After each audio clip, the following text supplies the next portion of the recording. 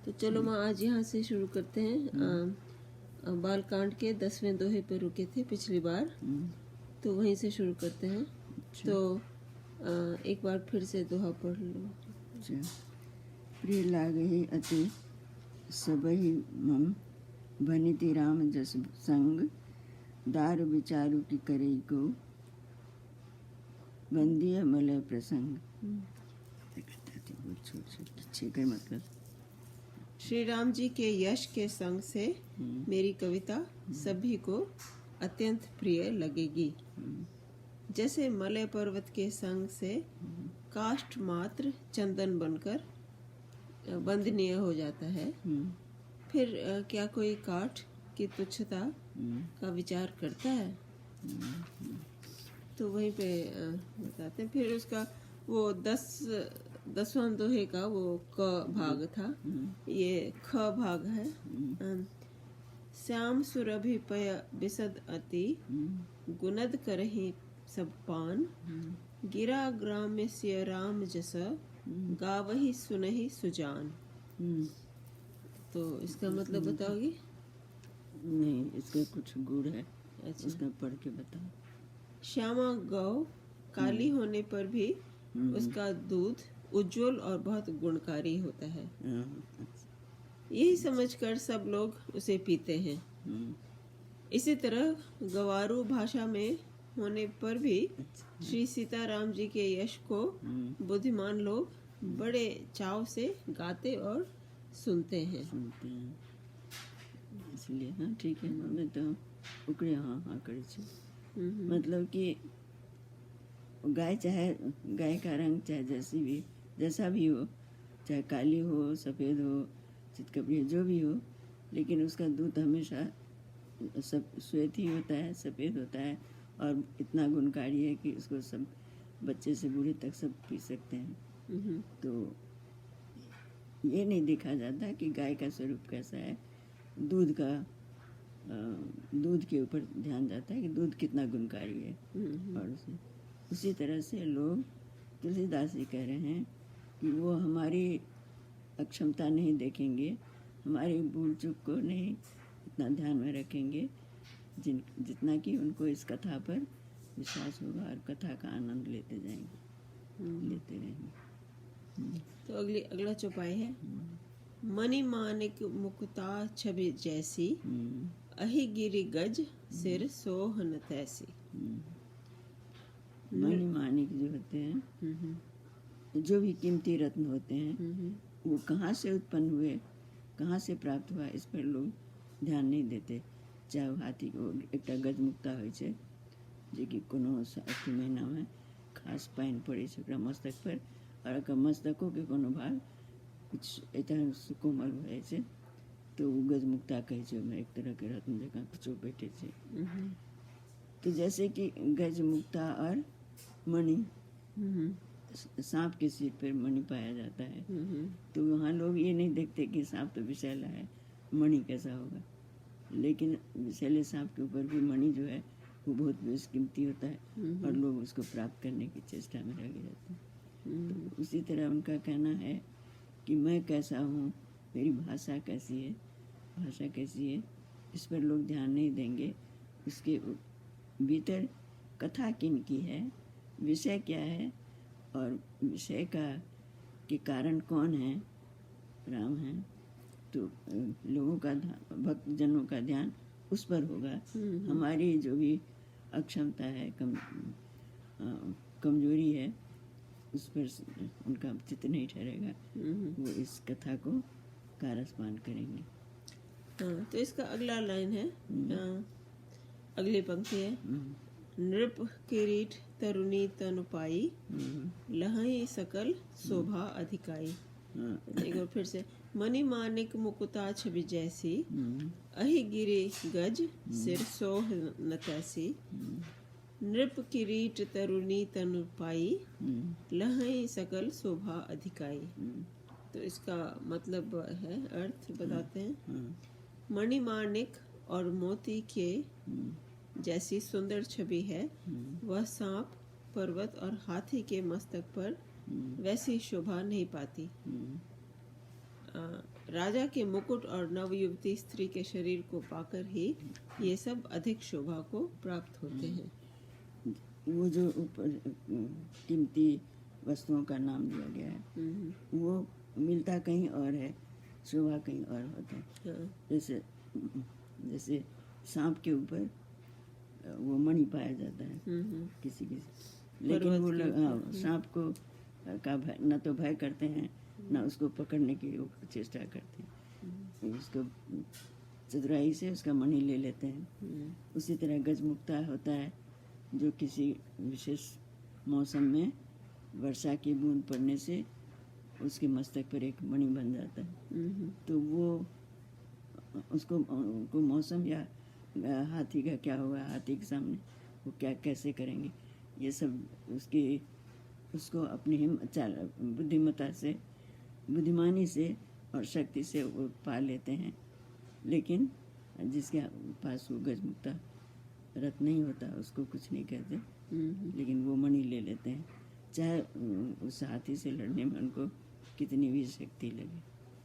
तो उसी तरह मतलब अच्छी वस्तु को, सुंदर वस्तु को पाने की इच्छा सब करते हैं, प्रयास सब करते हैं। बाकी जो उनके लिए उपयोगी नहीं है उसको सब छोड़ देते हैं। तो अगर उनको, जैसे हमारी राम कथा अच्छी नहीं लगी, कहने का मतलब है यहाँ एक्सप्लेन नहीं करना है, हाँ एक्सप्लेन करना इस तरह के उदाहरण देके कि वो ये सोचते, वो उसी तरह ही तुलसीदास जी ये कह रहे हैं कि हमारी भाषा चाहे जैसी हो, कहीं त्रुटि भी हो तो उस पर उनका ध्यान नहीं जाएगा। वो कथा का महत्व समझेंगे और उसका रसपान करेंगे, आनंद लेंगे। तो अगली चौपाई है, तैसे ही सुकवि कबित बुध कहि, उपजहि अनत अनत छवि लहि। भगति हेतु विधि भवन बिहाई, सुमिरत सारद आवति धाई। इसी तरह बुद्धिमान लोग कहते हैं कि सुकवि की कविता भी उत्पन्न और कहीं होती है और शोभा अन्यत्र कहीं पाती है। अर्थात कवि की वाणी से उत्पन्न हुई कविता वहाँ शोभा पाती है जहाँ उसका विचार, प्रचार तथा उसके कथित आदर्श का ग्रहण और अनुसरण होता है। कवि के स्मरण करते ही उसकी भक्ति के कारण सरस्वती जी ब्रह्मलोक को छोड़कर दौड़ आती हैं। तो कहने का तात्पर्य वही कि कोई वस्तु वो कीमती कितने भी वो या खतरे से में वास करती हो, जैसे सांप के ऊपर मणि, गजमुक्ता मतलब हाथी के मस्तक पर गजमुक्ता, सांप के ऊपर मणि, तो खतरनाक चीज़ों के बीच दुर्लभ चीज़ें मिलती हैं। तो लोग उसको प्राप्त करने के लिए खतरे की परवाह नहीं करते और शक्ति और बुद्धिमानी से उस वस्तु को प्राप्त करने का प्रयास करते हैं। उसी तरह हमारे तुलसीदास जी का कहना है कि इसमें जो उनके इस कथन में तुलसीदास जी ने जो भी कहा है उसमें जो त्रुटियां होंगी वो जो समझदार लोग या भक्तजन उस त्रुटि को अपने ज्ञान से समझ लेंगे और इसका अनादर नहीं करेंगे। तो इसके आगे कहते हैं, रामचरित सर बिनु अनवाय सो श्रम जाय न कोटि उपाय।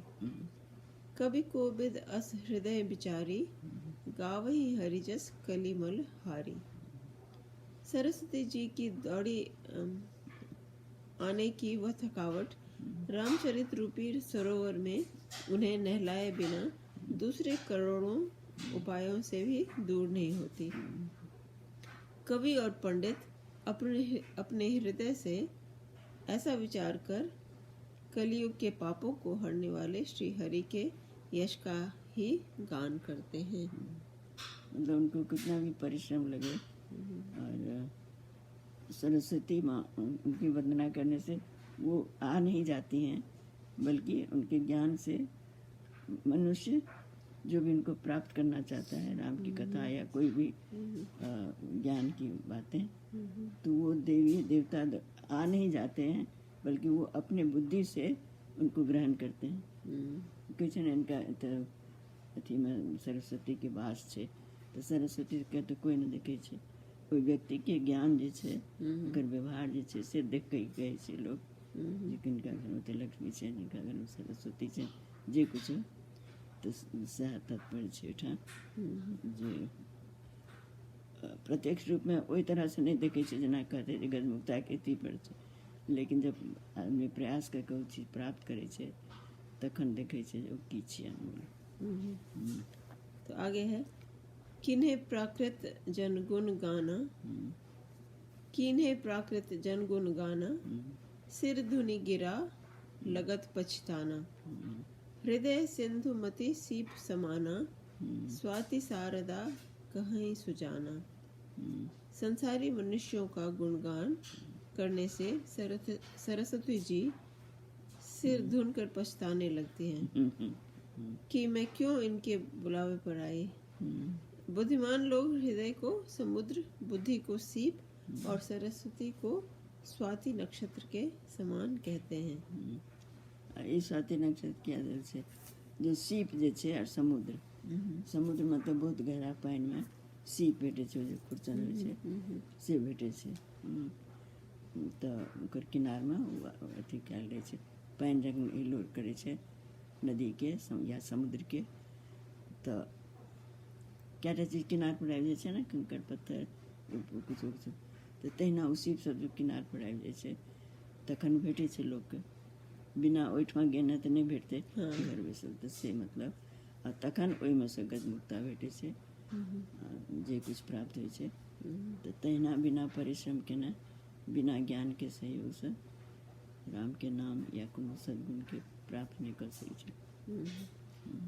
तो आगे है, जौ बरसई बरबारी विचारू, होहि कबित मुकुतामणि चारू। इसमें यदि श्रेष्ठ विचार रूपी जल बरसता है तो मुक्तामणि के समान सुंदर कविता होती है। तो इसके बाद आगे एक दोहा है, जुगुति बेधि पुनि पोही पोही रामचरित बरताग, पहिरहि सज्जन बिमल उर, शोभा अति अनुराग। मतलब ये राम नाम की जो कथा है वो अपने बुद्धि और ज्ञान के धागे में पिरोकर जब वर्णन किया गया है, किया जाता है या किया गया है, तब लोग उसको पढ़ते हैं। क्योंकि अगर हम कहे या ऐसे सोचो कि तुलसीदास जी उस ज्ञान को अपने तक रख लेते, अपने मन में रख लेते, तो किसी को ऐसे पता नहीं चलता, सिर्फ उनका ध्यान रहता। लेकिन उन्होंने उस ज्ञान रूपी मणि माणिक को या मोती को अपने भाव रूपी मनमानिक को अपने ज्ञान रूपी, ज्ञान था तभी उसको पिरो सके ना, विद्वान थे, विद्वता थी, तो ज्ञान रूपी धागे में पिरोकर जो राम कथा लिखी है। ऐसा नहीं होने से किसी को पता नहीं चलता, लेकिन उन्होंने अपने ज्ञान रूपी धागे से उनके राम गुणगान रूपी मणिमाणिक को पिरो के रखा है, जो लोगों के लिए कल्याणकारी है। तो हाँ, इसका मतलब बताते हैं इसके बाद, उन कविता रूपी मुक्तमणियों को युक्ति से बेधकर फिर रामचरित्र रूपी सुंदर तागे में पिरोकर सज्जन लोग अपने निर्मल हृदय में धारण करते हैं, जिससे अत्यंत अनुराग रूपी शोभा होती है। वे आत्यंतिक प्रेम को प्राप्त होते हैं। तो इसके बाद फिर से चौपाई शुरू है। जे जन में कलिकाल कराला, करतब बायस बेश मराला, चलत कुपंथ वेद मन चलत कुपंत वेद मग छाणे कपट कलेवर कलिमल भाणे। अच्छा, अगर पहला लाइन फिर पढ़ी। जे जन में कलिकाल कराला कर्तव्य बायस बेश मराला। हाँ, जो मनुष्य इस कलयुग में जिनका जन्म हुआ है, हाँ, कलयुग में जिनका जन्म हुआ है, मनुष्य शरीर रहते हुए भी वो ऐसे लगते हैं जैसे पीछे शुरू में हंस वाला एक बार पढ़े तो शुरू से। जे जन में कलिकाल कराला कर्तव्य बायस बेश मराला। चलत कुपंत कर्तव्य बायस, काम उनका कौवे की भांति है और बेश मराला, और बेश उनका देखने में वो सुंदर है, हर तरह से बहुत गुणवान लगते हैं, लेकिन उनका वो चूँकि कलयुग में हुए हैं तो कलयुग के प्रभाव से, कुप्रभाव से वो न काक की तरह रह जाते हैं, वो अपना सद्गुण दिखा नहीं पाते, जबकि उनमें हंस जैसा गुण होता है। कहने का मतलब उनका कई तात्पर्य से जब तक राम की कृपा नहीं हुई मना सरस्वती के, तब तक वो गुण नहीं आवे से बाहर, जबकि गुण रहे से लोग के अंदर अच्छा प्रकट नहीं कर सके। तो मतलब इसमें ऐसे बताते हैं, जो कराल कलियुग में जन्मे हैं, जिनकी करनी कौवे के समान है और वेश हंस का सा है, जो वेद मार्ग को छोड़कर कुमार्ग पर चलते हैं, जो कपट की मूर्ति और कलियुग के पापों के भाड़े हैं। तो अभी आगे उसी को मतलब की व्याख्या उसी को आगे बढ़ाते हुए अगला है, वंचक भगत कहाई राम के, किनकर कंचन को काम के, तिन मह प्रथम रेख जग मोरी, धींग धर्म ध्वज धंधक धोरी। जो श्री राम जी के भक्त कहलाकर लोगों को ठगते हैं, जो धन लोभ क्रोध और काम के गुलाम हैं, और जो धींगा धींगी करने वाले, धर्म ध्वजी धर्म की झूठी ध्वजा फहराने वाले, दंभी और कपट के धंधों का बोझ ढोने वाले हैं, संसार के ऐसे लोगों में सबसे पहले मेरी गिनती है। अच्छा, वो अपन अथी कहते अपना कहीं बताकर हमारे पास कोनो गुण नहीं, स्वभाव गुण नहीं, तो जना कि कौआ के मतलब कोई जो कौवे का रूप धर के और नहीं, हाँ, कौवे के समान जिसका विचार है, ज्ञान है या शरीर है, वो हंस रूपी कुछ वर्णन करना चाहता है, अपने को हंस रूपी गुण में दिखाना चाहते हैं संसार को, ऊपरी आडंबरी चीज़ों से संसार को मोहना चाहता है, लेकिन इसके अंदर ज्ञान नहीं है, मतलब अंदर से वो काक समान है, अपने को दिखाना चाहता है हंस की तरह। तो इसलिए कलयुग में ये सब होता है जिसका प्रभाव बुरा होता है। तो इसके आगे बताते हैं, जो अपने अवगुण सब कहूँ, बाढ़ी कथा पार नहीं लहूँ। ये तुलसीदास जी अपने को उस जगह रख रहे हैं, तब यही कह रहे हैं कि मैंने मेरे में अवगुण वैसा ही है जैसे ऊपर कल के ना, या जो भी ऐसा करे तो वो सच्चा भक्त नहीं होगा। तो मैं भी चाहे जैसा हूँ, लेकिन मैं ये कह मेरे शुरू में कल के ना मति मेरी छोटी है, लेकिन मैं बहुत बड़ी बात कहने का की इच्छा रखता हूँ।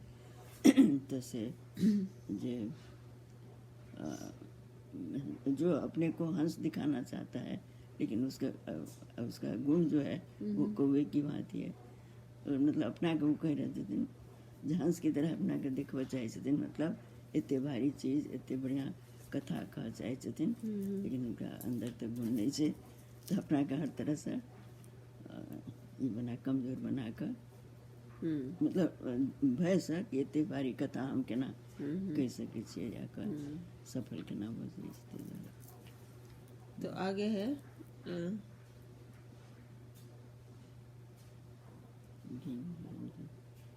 जो अवगुण अपने जो अपने अवगुण सब कहूँ, बाढ़े कथा पार नहीं लहूँ। ताते मैं अति अल्प बखाने, थोड़े महू जानी हनी सयाने। मतलब अपनी कमजोरी अगर मैं बोलने लगूं, अपना अवगुण, तो उसका अंत नहीं होगा, कितना भी बड़ा हो जाए, लेकिन उसका अंत नहीं होगा, और फिर मैं अपनी असल बात कह नहीं पाऊँ। इसलिए उसको थोड़े में कहकर मैं समाप्त करना चाहता हूँ।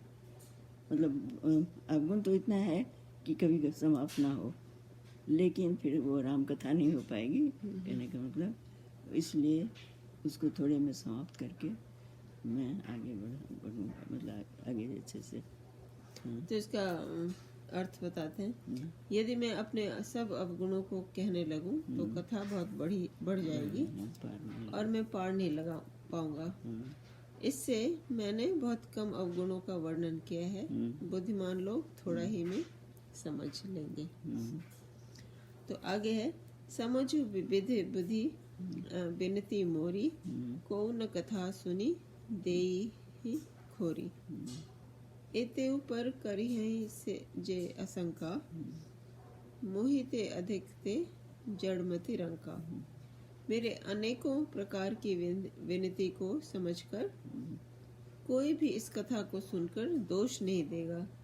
इतने पर भी जो शंका करेंगे वे तो मुझसे भी अधिक मूर्ख और बुद्धि के कंगाल हैं। तो इसी से सब समझने लगी।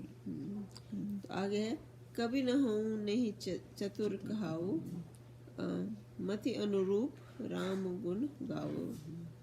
ना तो मैं चतुर हूँ, ना कोई कवि हूँ, सिद्ध जन कोई कवि हूँ, लेकिन जिनके अंदर खुद ज्ञान है, भक्ति है, वो थोड़े में बहुत समझ जाएंगे।